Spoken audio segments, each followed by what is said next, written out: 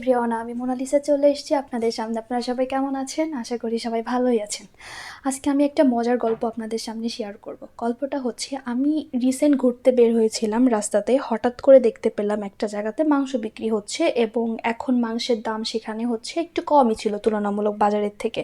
তো আমি তাদের উদ্যোগটা, এবং তারা মাঝে মাঝে ওখানে মাংস বিক্রি করে থাকে, তো আমি সেটা ভালোভাবেই জানি, সেটা থানার মোড়ের সামনে, এবং এতটুকু জানি যে থানার মোড়ের সামনে যেহেতু বিক্রি হচ্ছে, এখানে খারাপ কোনো কিছু হবে না, ভালো কোনো কিছুই পাওয়া যাবে। তো আমি সেখান থেকে হচ্ছে যাই মাংস নেওয়ার জন্য, গিয়ে দেখি সেটা হচ্ছে ছিল মহিষের মাংস। এখন মহিষের মাংস হচ্ছে আমি একবার খেয়েছি, মোটামুটি আমার কাছে টেস্ট ভালোই লাগছে, এবং মহিষের মাংসের রিভিউ সবাই ভালোই দেয় যে অনেক ভালো। তো আমি মাংস সেখান থেকে নিয়ে নিলাম 2 কেজি মতো, এবং সাথে হচ্ছে কিছু মগজ ছিল, আমি ওটাও নিলাম। আমি জানি না আপনারা কে কেমন পছন্দ করেন, তবে আমার কাছে মগজটা অনেক ভালো লাগে। আমি বাসাতে যখন মগজটা নিয়ে আসলাম এবং আমি আমার বাড়িওয়ালাকে যখন বললাম যে এরকম এখানে মাংস বিক্রি হচ্ছে এবং এরকম এরকম, তখন সে ব্যাপারটা এমনভাবে নেগলেক্ট করলো যে আপনাদের সবাইকে কী বলবো, মানে খাবার জিনিসের প্রতি মানুষের যে এতটা অনীতা, এবং এমনভাবে নিজেকে প্রেজেন্ট করলো যেন এটা খুবই একটা অখাদ্য এবং কুখাদ্য জাতীয় কোনো কিছু। তো সবশেষে একটা কথাই বলবো, এই খাবারের জন্য কিন্তু মানুষ অনেক কষ্ট করে থাকে এবং অনেক কিছুই করে থাকে। খাবারের জন্যই এত কিছু ঘটছে। হ্যাঁ, আমাদের সুখে শান্তিতে থাকার জন্য আমরা অনেক কিছু করছি, সব কিছুই ভালোভাবে খাওয়ার জন্য। 2 মুঠো খাবারের জন্য মানুষ কী না কী করছে। তো সবাইকেই বলবো, খাবারকে অপচয় করবেন না, এবং কে কী খায় সেটা নিয়ে কখনোই নাক ছিটকাবেন না, কারণ সবার রুচি কখনো একরকম হয় না।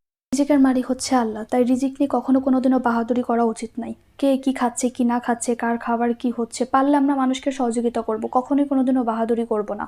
এটা কখনোই উচিত না, কারণ এই রিজিক কখন কার জীবন থেকে আল্লাহ তুলে নেয় কেউ বলতে পারে না। আজকে আমি হচ্ছে খাচ্ছি ভালো, কালকে আমি নাও খেতে পারি। আমাদের সব থেকে ভালো একটা দৃষ্টান্তমূলক হচ্ছে অনেক গরিব মানুষ আছে, রাস্তায় পথশিশু আছে, তাদেরকে দেখলে আমরা জানতে পারি। আমি সবসময় কী করি জানেন, নিচের যারা, আমাদের নিচে যারা আছে তাদের দিকে তাকাই।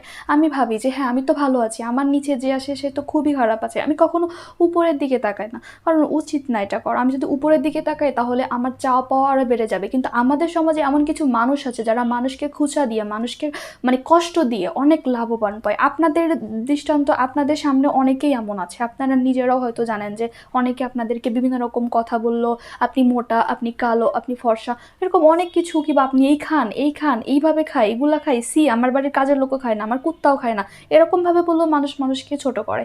এটা কখনোই উচিত না, কোনোদিনও উচিত না। মানে সে যদি মানুষ হয় কখনো এটা করবে না। কিছু হিন্দু ভাই বোন আছে যারা বলে থাকে হচ্ছে খাবার হচ্ছে লক্ষ্মী, অন্ন লক্ষ্মী। অবশ্যই তো, খাবার তো অবশ্যই লক্ষ্মী, সেটা তো সব ধর্মের লোকেরাই বলে থাকে, তাই না? তো খাবার নিয়ে কখনোই বাড়াবাড়ি করা উচিত নয়।